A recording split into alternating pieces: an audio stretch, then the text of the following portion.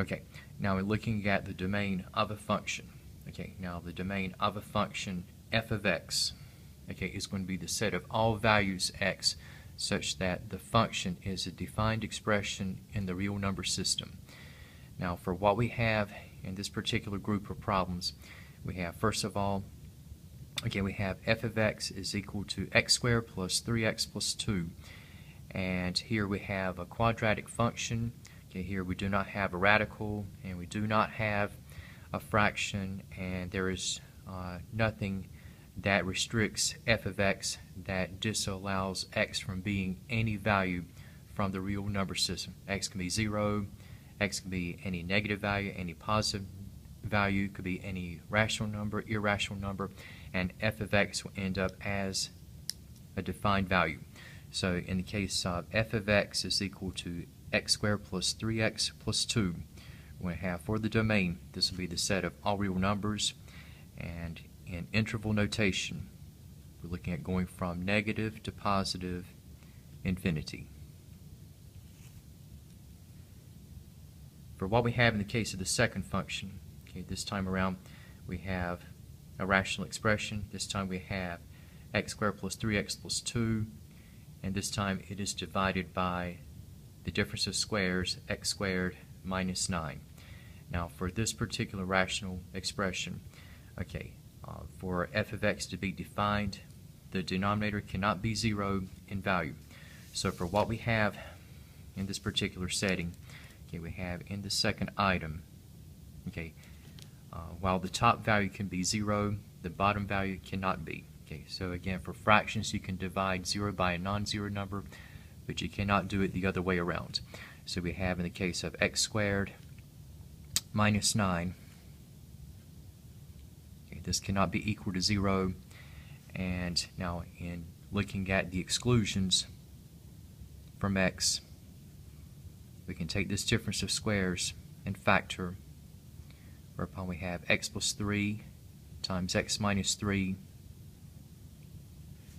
is not equal to 0. And as we take each of the factors from x squared minus 9, in order for x squared minus 9 to not be 0, neither x plus 3 nor x minus 3 can be equal to 0. Okay. So if x plus 3 cannot be 0, x cannot be equal to negative 3. And at the same token, if x minus 3 is not allowed to be 0, x cannot be equal to 3 either. And so it's going to follow that for the domain of this particular function, okay, we're looking at the set of all values of x such that x does not equal to negative or positive 3. And if we were to express an interval notation, we have for the domain of this function, okay, so we are leaving out negative 3 and positive 3. And in interval notation, we have going from negative infinity approaching negative 3. Now negative 3 is not included, and so we have a parenthesis surrounding negative 3.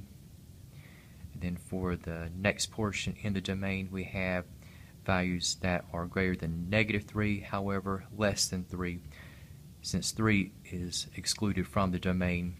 And as for the rest of the makeup, in the domain of this function, okay, we have all values of x that will be greater than 3, so we have for this remaining portion, we have the union with the set of all values of x such that x is greater than 3, and we have symbolized going from 3 to infinity, okay, open interval section as well.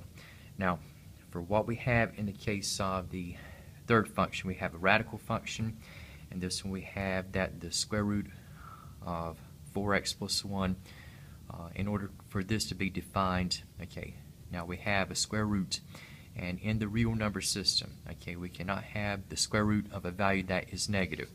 So for what we have with this third situation, okay, because we have a radical, 4x plus 1 cannot be negative. It can be 0, it can be positive.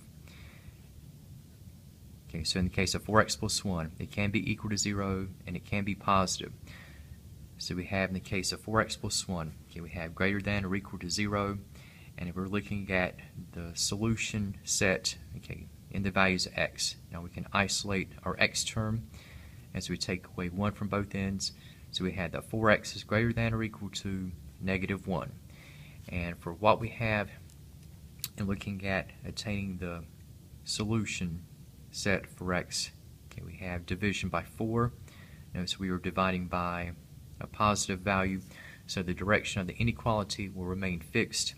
And so we have that x will be greater than or equal to -1/4. Okay, so we have including -1/4, which should be the minimum value. All other values of x will be greater. And so for what we have in the case of the domain, as we express in interval notation, okay, we're going to have for the domain, okay, so the minimum value is going to be at -1/4, and this will be included thanks to the greater than or equal to inequality, and the rest of the values will be continuously increasing. And so in interval notation, okay, we have heading out to infinity. For what we have in the case of the fourth item, okay, we have the rational expression. We have 2x plus 5 all over the square root of 7 minus 5x. And in this one, now we have both a radical and a fraction. And now in the case of the restrictions that will be applied, now we have in the case of the fourth item, okay, now because we have a radical, 7 minus 5x cannot be negative. And at the same token, because 7 minus 5x is in the denominator, 7 minus 5x cannot be equal to 0. So 7 minus 5x must be positive. And so for what we have in the case of setting up what we have for 7 minus 5x, okay, we're going to have 7 minus 5x will be greater than 0. And in looking at solving for x, if we take away 7 from both ends, okay, we're going to have that -5x is greater than -7. Okay, and in looking at what we have in the setup for x, now we're going to be looking at division by -5. And just keep in mind again, if you multiply or divide by a negative in an inequality expression, the direction of the inequality is going to change, in this case from a greater than to less than. And so we have for the inequality that defines the solution set, we're going to be looking at the set of all values of x such that x is going to be less than 7/5. And so for what we have in the case of the domain of this expression, okay, if we express in interval notation, okay, so we have x will be less than 7/5. Okay, so the upper limit, okay, would be inclusive of a value that is going to be like 1.3999999, but never quite get to exactly 7/5 or 1.4. Okay, and so we have, because it is less than, you will have a parenthesis to enclose the 7/5, and as for the rest of the values, they will be less than, and going down continuously, we have the lower limit to tend to -infinity. So for the domain of this expression, we're looking at between -infinity and 7/5, and we have both items enclosed in parentheses. Now, what we have with regard to the fifth item, okay, now we have a bit of a twofold situation here. Now we have the square root of 4x plus 1 all over x squared minus 9. Okay, now this one, okay, we have some restrictions that are going to be applied. Okay, now we have, in the case of looking at what we have and satisfying this expression, okay, now we have for the square root of 4x plus 1 all over the square root, I should say all over x squared minus 9. Okay, we had, again, from the square root of 4x plus 1, we had the domain to go from -1/4 to infinity. And then we had, in the case of x squared minus 9,